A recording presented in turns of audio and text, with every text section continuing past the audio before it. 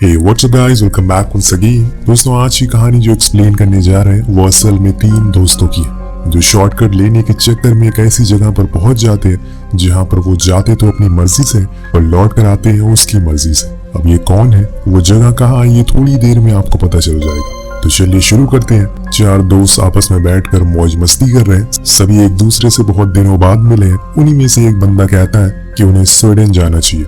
उसने सुना है कि वहाँ की वादियों में कुछ तो बात है। सभी उसकी बात पर राजी हो जाते हैं और एक डेट तय कर लेते हैं, जिसके बाद वो लोग बाहर निकलकर एक वाइन की दुकान पर जाते हैं वाइन को खरीदने के लिए। लेकिन जॉय अपने साथ किसी को चलने को कहता है क्योंकि उसे बार्गेन करना नहीं आता, पर कोई उसके साथ नहीं जाता। सभी उसके साथ मस्ती करने लगते हैं, लेकिन आखिर में ल्यूक नाम का दोस्त जाने को तैयार हो जाता है। अब वो दोनों अंदर पहुंचते हैं, जो जो उन्हें लेना होता है वो सब लेने लगते हैं। लेकिन तभी ल्यूक की नजर उस शॉप की ओनर पर पड़ती है, जिन्हें कुछ गुंडों ने बंदी बना लिया था। कि तभी वो गुंडे बाहर आ जाते हैं। उन्हें देखकर ल्यूक फौरन छुप जाता है, पर जॉय नहीं छुप पाता, जिसके चलते वो उनके हाथ चढ़ जाता है। फिर वो उसके सारे सामानों को ले लेते हैं, लेकिन वो अपनी वेडिंग रिंग देने से मना कर देता है।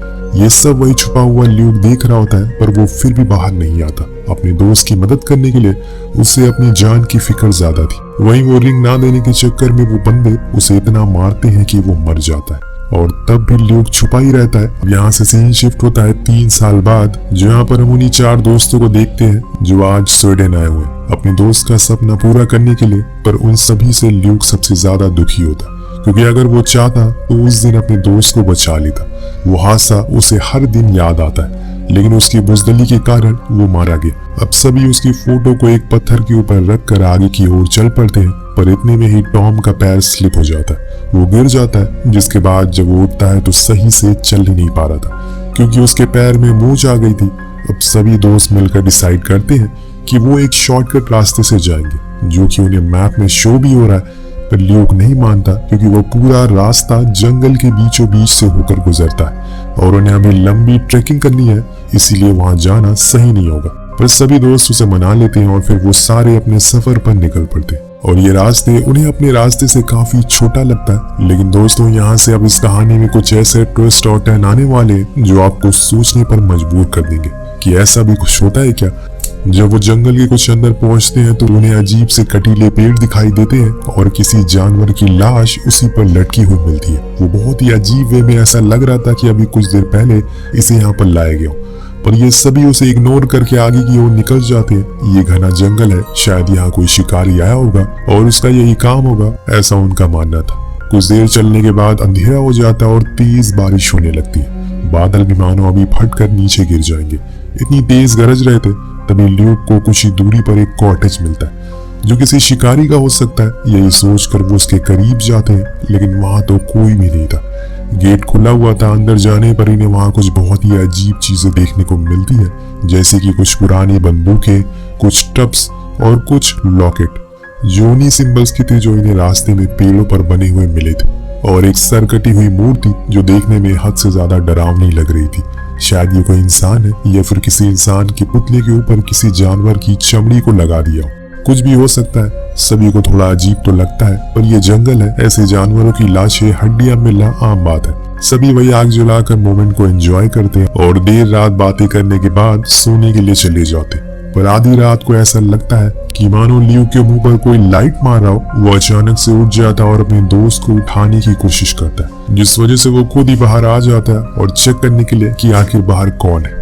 लेकिन वो जैसे ही गेट खोलता है, वो न जाने कैसे उसी वाइन शॉप पर पहुंच जाता है जहां पर जॉय की मौत हुई थी, उसकी आंखों के सामने, और वो कुछ भी कर नहीं पाता। इतने में उसकी आंख खुल जाती है और वो खुद को केबिन के बाहर खड़ा हुआ पाता है। लेकिन यहाँ एक बहुत ही अजीब चीज होती है, उसके चेस्ट से खून आ रहा था। ऐसा लग रहा था कि मानो किसी ने उसके चेस्ट पर पंजा मारा हो।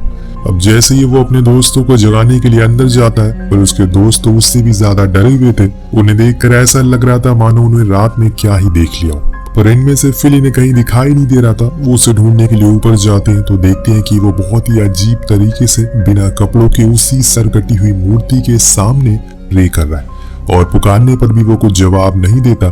कुछ देर हो जाती है और वो खुद ब खुद नॉर्मल हो जाता है और नीचे आ जाता है। किसी को कुछ समझ नहीं आ रहा था कि असल में कल रात को क्या हुआ।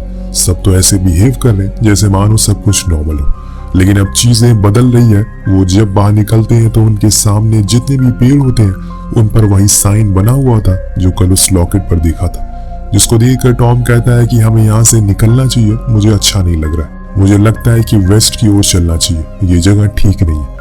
पर ल्यूक कहता है कि ये गलत है, हमें साउथ की ओर जाना चाहिए। लेकिन टॉम उन दोनों की बातें सुनकर चल पड़ता है, इसलिए वो सभी उसे फॉलो करने लगते। बीच रास्ते में ल्यूक उन्हें कल रात के बारे में पूछता है तो फिल कहता है कि वो बस एक बुरा सपना था, उसे भूल जाओ। तभी उन्हें खुद के सामने एक और केबिन दिखाई देता है, हूबहू वैसा ही, लेकिन वो उसे इग्नोर कर देते हैं और इस बारी वो किसी अनजान चीजों पर भरोसा नहीं करेंगे, इसीलिए आगे बढ़ने लगते हैं। इन्हें चलते चलते काफी टाइम हो गया था और डॉम के पैर में लगी चोट अब उसे दर्द और तकलीफ दे रही है, इसीलिए वो एक जगह पर बैठ जाता है और सभी को थोड़ा आराम करने को कहता है। लेकिन ल्यूक उनसे कहता है कि मैं थोड़ी दूर जाकर देखता हूँ, शायद मुझे कोई रोड दिख जाए। इसीलिए वो अकेले ही कुछ दूर आता है, लेकिन तभी उसे वहां पर किसी की परछाई दिखती है, जिसको देखकर वो इतना ज्यादा डर जाता है और भागते हुए अपने दोस्तों के पास आता है, इस बारे में बताता है उसे कुछ वहां दिखा है और तुम लोगों को वहां वो देखना चाहिए। लेकिन टॉम को उसकी बातों को सुनकर बहुत गुस्सा आता है और सभी के सामने ही वो उसे खरी खोटी सुनाने लगता है। उसे लग रहा था कि वो उन्हें डराने की कोशिश कर रहा है, पर तब ल्यूक उसे अपने चेस्ट पर लगे हुए जख्म को दिखाते हुए कहता है कि जरूर कुछ गड़बड़ है, हमें निकलना चाहिए। पर डॉम उसे सुनाते हुए थकता नहीं और ये बात इतनी ज्यादा बढ़ जाती है कि दोनों में हाथापाई होने लगती है और उनके दो दोस्त आकर उन्हें अलग करते हैं और फिर वो सभी ल्यूक के पीछे चलना शुरू कर देते हैं और बस चलते ही रहते हैं। पर यहाँ हम फिल को देखते हैं जो कुछ अच्छा महसूस नहीं कर रहा है, उसके दिमाग में तो कुछ और ही चल रहा है। इतने में उन्हें थोड़ी दूरी पर जमीन में गड़ा हुआ कुछ मिलता है, जिसको खींचने पर पता चलता है कि ये किसी का कैंपिंग टेंट है, जिसका वहां पर सामान भी था।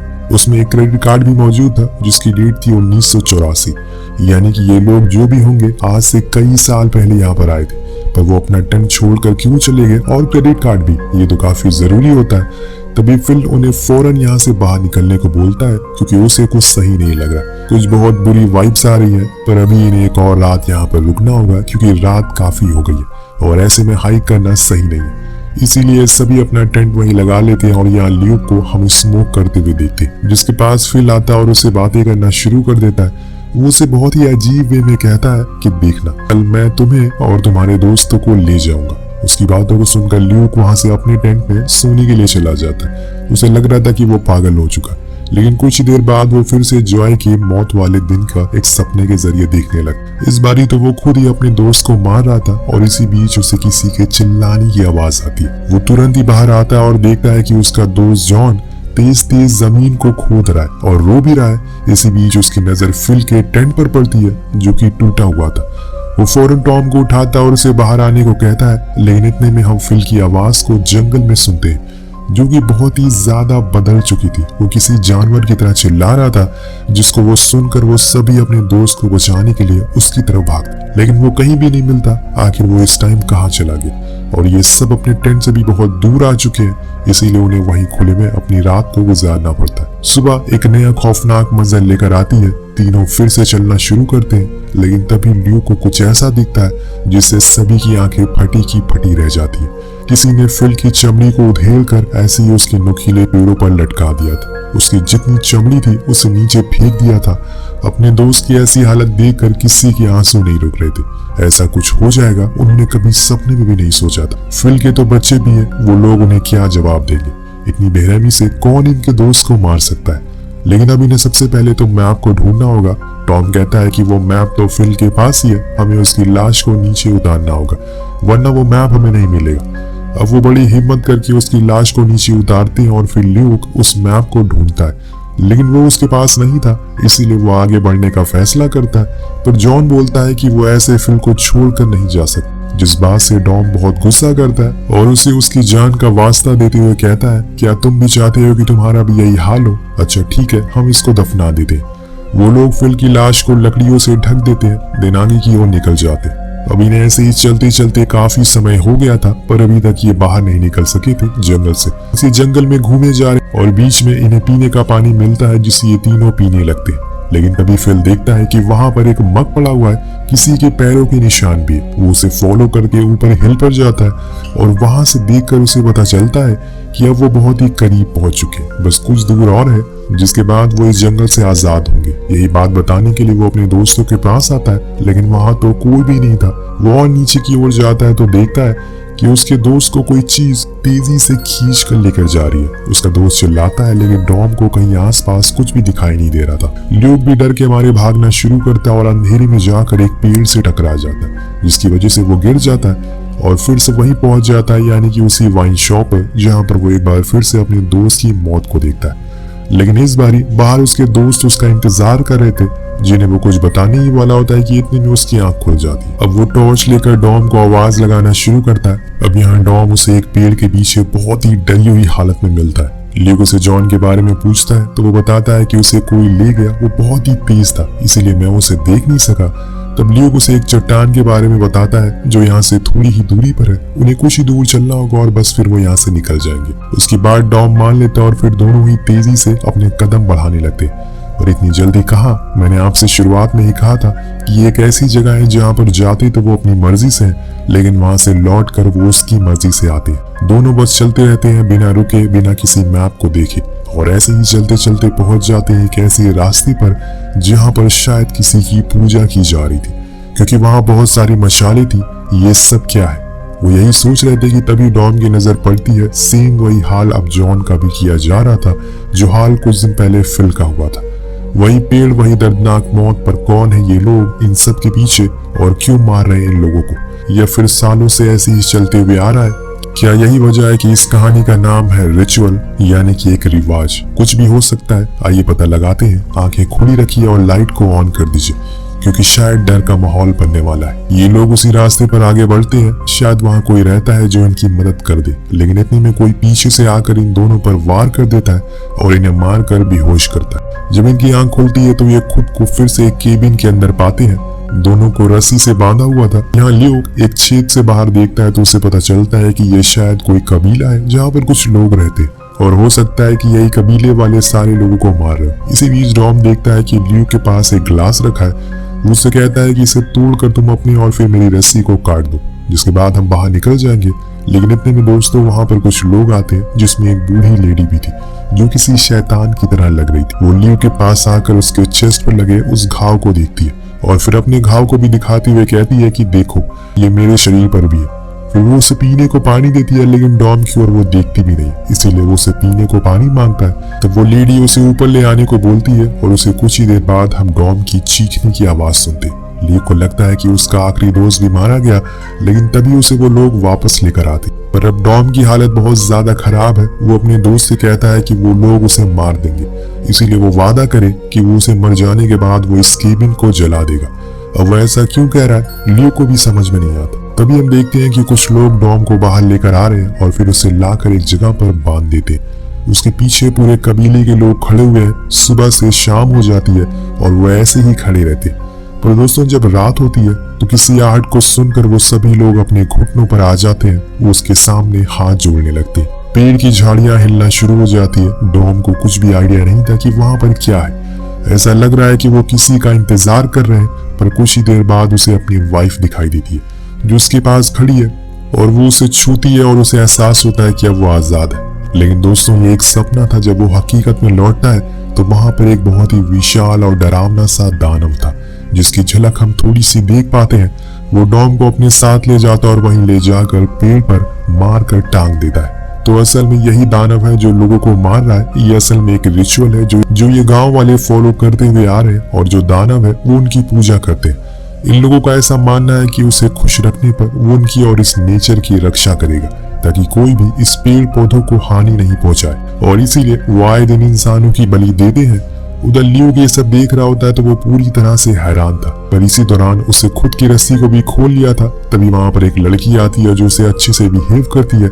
यहाँ हमें काफी चीजें और जानने को मिलती है, जैसे कि वो लड़की बताती है कि वो लोग इस रिचुअल को सालों से करते हुए आ रहे हैं। तभी हम देख पाते हैं और तभी हमें याद आता है कि वो 1984 का क्रेडिट कार्ड, मतलब उससे पहले से लोगों को मारा जा रहा है। और वो बताती है कि वो उस दानव को गॉड मानते हैं और उसका नाम है ऑटमन। लेकिन तुम घबराओ मत, तुम्हारे साथ वैसा कुछ भी नहीं होगा, क्योंकि तुम अब हमारे ग्रुप में शामिल हो गए हो। अपने इस चेस्ट पर लगे निशान की वजह से उस दानव ने तुम्हें चुना है। वो यहाँ पर आने वाले हर मुसाफिर के साथ ऐसा करता है। तब ल्यूक पूछता है कि आखिर उसने मुझे ही क्यों चुना। वो बताती है क्योंकि तुम्हारी जिंदगी में दर्द है, तुम्हें पछतावा है और सालों से तुम गिल्ट में हो, जो चीज तुम्हें पता होगी। अब सो जाओ क्योंकि कल वो फिर से आएगा और तुम्हें भी उसके सामने झुकना पड़ेगा। उसकी बातों को सुनकर ल्यूक बहुत ज्यादा डर जाता है और यहाँ से भागने का प्लान बनाता है, लेकिन जाने से पहले वो अपने दोस्त से किया वादा तो पूरा कर ले, जिसके लिए वो एक मशाल को लेकर ऊपर वाले फ्लोर पर जाता है, जहाँ पर मौजूद एक कमरे को खोलने पर उसे वहां पर बहुत सारी लाशें दिखाई देती है जो कि सूख चुकी थी और उसी दानव द्वारा मारी गई थी, लेकिन अभी भी उसके अंदर जान बची थी।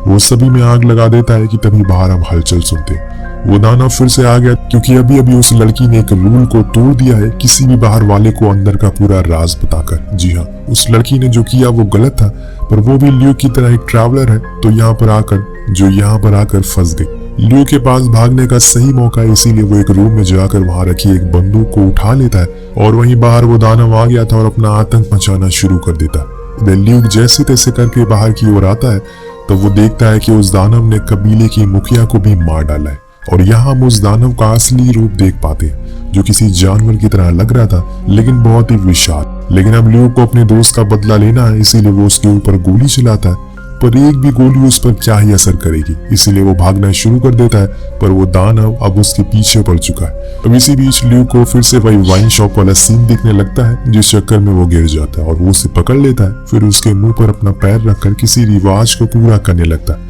इतने में ल्यूक की नजर एक कुल्हाड़ी पर पड़ती है, जिसे वो उठाकर उसे जोर से वार करता है और फिर वहां से भागते हुए जंगल के कोने पर आ जाता है। यहाँ हमें एक और राज पता चलता है, चाहे कुछ भी हो जाए वो दानव इस जंगल के बाहर नहीं आ सकता, उसकी शक्तियां वहीं तक सीमित है। और जब ये बात ल्यूक को समझ आती है तो वो उसे वहीं खड़े होकर बहुत ही गंदी गंदी गालियां देता है। हमें उसके चेहरे पर वो गुस्सा, वो नफरत दिखाई देती है। उसने अपने सारों दोस्तों को खो दिया। अब वो दानव भी उसे देखकर चिल्लाता है लेकिन कुछ कर नहीं पाता। इसके बाद ल्यूक वहां से रोड की ओर आ जाता है। तो दोस्तों, आपको क्या लगता है, क्या नेचर को, हमारे पहाड़ों को हमें बचाने का ये सही तरीका है? ऐसा कुछ सभी को अपनाना चाहिए या फिर ये गलत है? आपको क्या लगता है कि क्या आप किसी ऐसी ट्रिप पर गए हैं जहां आपको ऐसा कुछ महसूस हुआ?